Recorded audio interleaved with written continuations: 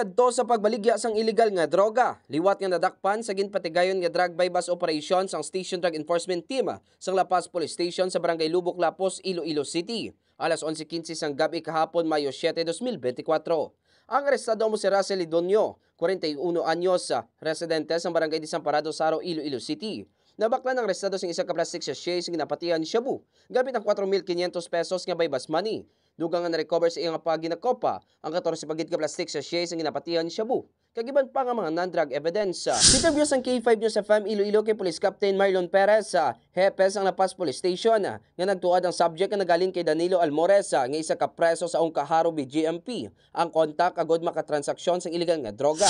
Ang kanyang supply, mahirap ang sabihin, pero galing ito sa sa loob.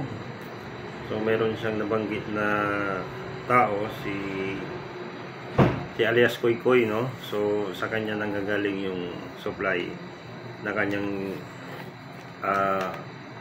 nilalako dito sa area ng Lapos, sa La Paz, sa Haro, at pati na rin sa Mandurriao.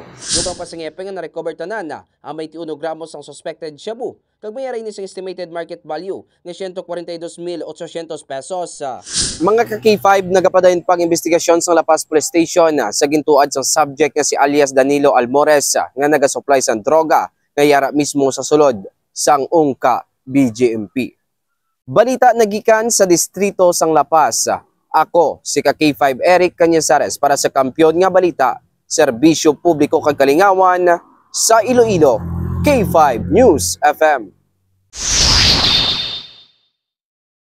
This news is brought to you by, do you feel tired all the time? Do you have frequent infections? Do you have always cold? It's a sign of low immune system. Boost your immune system with Clinica D3 Bio, antibacterial, natural antioxidant, immune system booster. Clinica D3 Bio has vitamin D3, lauric acid, and monolurine to fight against all viruses. Try Clinica Vitamin D3 with Coccus nocifera.